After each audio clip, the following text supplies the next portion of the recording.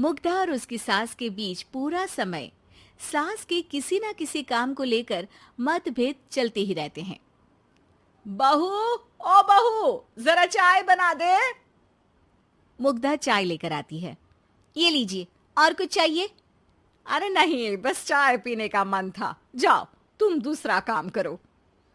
चाय पीने के थोड़ी देर बाद सास दोबारा मुग्धा को आवाज लगाती है। अरे बहू रे, आओ बहू, जरा हलवा तो बना दे, मीठा खाने को मन हो रहा है। इसी तरह मुग्धा की सास पूरा समय कोई ना कोई काम बताकर उसे रसोई से बाहर तक निकलने नहीं देती। कभी चाय, कभी हलवा, कभी पानी तो कभी दूध, हर समय खाने को चाहिए और उसके लिए अपने हाथ पैर बिल्कुल नहीं हिलाने। परेशान किया हुआ है इन्होंने। सास की जबरदस्ती परेशान करने की आदतों से दुखी मुग्धा एक शाम सचिन के साथ अपने कमरे में बैठी हुई बात कर रही होती है। सुनो जी, मम्मी जी की ये जानबूझकर मुझे परेशान करने की फरमाइशों से मैं बहुत फ्रस्ट्रेट हो चुकी हूँ। पूरे दिन में एक सेकंड का आराम नहीं मिलता। रसोई से बाहर कदम रखती नहीं कि बहू ये बना दे, बहू री वो बना दे। अरे इनकी फरमाइशें चलती ही रहती है। अरे मुग्धा, माँ खाने की शौकीन है, पर उम्र हो चली है, खुद खाना नहीं बना सकती, इसलिए तुमसे बोलती है। अरे तो शौक भी उम्र देख कर रखने चाहिए ना। समझ में नहीं आता, हर समय फेविकॉल का जोड़ लगाए सोफे से चिपके बैठी रहती है। इतना सब डाइजेस्ट कैसे हो जाता है उन्हें? अरे तुम मेरी माँ से इतनी नफरत कैसे कर सकती हो? मैं उनसे नफरत नहीं करती जी, बस परेशान हूँ।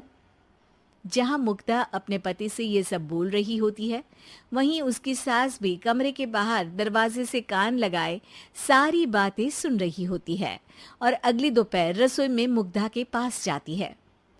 बहू, आज ना मेरा कुछ मसालेदार खाने का मन है। तो चाय बना दो, मुझे बहुत पसंद है। अरे ना, ऐसा कर लिट्टी चोखा बना ले।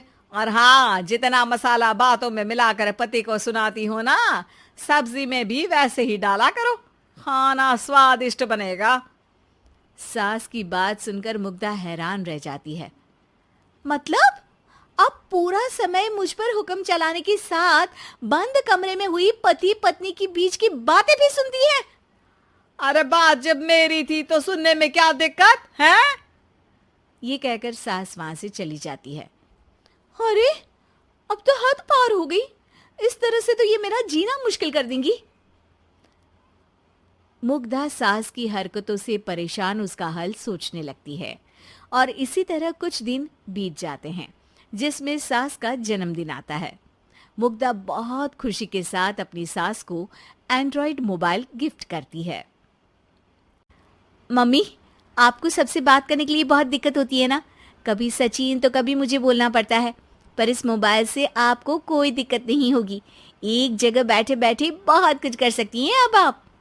मोबाइल देख सासू माँ खुश हो जाती है, पर उसे इस्तेमाल करना तो आता नहीं, इसलिए साइड में रख देती है। जिसे देख मुग्धा घर का सारा काम छोड़ मोबाइल सेट कर सास को इस्तेमाल करना सिखाने लगती है, जिसके बाद अब सास पूरा समय मोबाइल में ही लगी रहती है। हाय, जब से मम्मी को मोबाइल मिला है मेरी लाइफ में कितनी शांति आई है। अच्छा है, इसी तरह बिजी रहे तो मैं भी सुकून की जिंदगी जी पाऊंगी। अब मुग्धा जब मन करे काम करना, जैसा चाहे वैसा खाना बनाकर खाना, पूरा समय रिलैक्स और खुश रहने लगती है। क्या बात है, आजकल तुम बहुत चहक रही हो। अरे मम्मी जी से छुटकारा जो मिला है, अब ना फरमाइशें ना छुप छुप कर बातें सुनना। अच्छा, तो मोबाइल गिफ्ट करने की ये स्कीम थी। इसी तरह दिन बीतते हैं और अब मोबाइल पर लगी सास फरमाइशों की जगह सवालों के लिए बहू को आवाजें लगाना शुरू कर देती है। अरे बहू सुन तो, देख जरा किसी का फोन क्यों नहीं मिल रहा?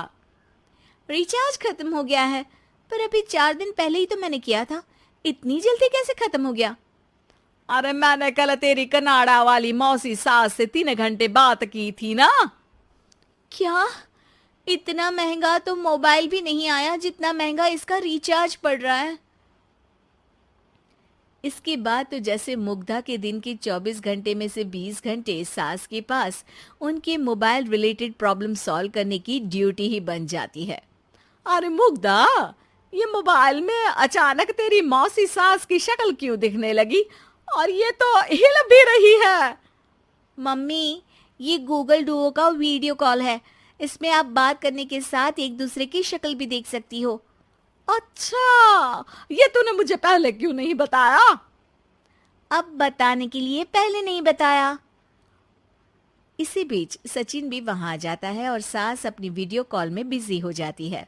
क्यों, सास बहू में क्या गपशप चल रही है? इसे गपशप नहीं, दिमाग का दही होना बोलते हैं। पर तुम तो मम्मी को मोबाइल देकर बहुत खुश थी, फिर क्या हुआ? हाँ, उसका सुकून भी कुछ ही दिन मिला। अब घर के टंटे खत्म हुए तो मोबाइल की टिंग टिंग शुरू हो गई। देखो भाई, कुछ पाने के लिए कुछ खोना तो पड़ता है। आखिर तुमने मोबाइल अपने फायदे के लिए ही तो दिया है, तो फिर सवालों के जवाब भी देने पड़ेंगे, क्योंकि जब तक उनके हाथ में ये फुंथरू रहेगा, तुम्हारी लाइफ में प्राइवेसी और सुकून रहेंगे। कहने का मतलब है अगर इससे प्यार बढ़े तो दाग अच्छे हैं। अरे मुझे पहले दिन से ही पता है मोबाइल किस मकसद से दिया गया है। भूलो मत, इससे पहले मैं बातें ही सुनती थी। सास की ये बात सुनकर मुग्धा शॉक में और सचिन हंसता रह जाता है।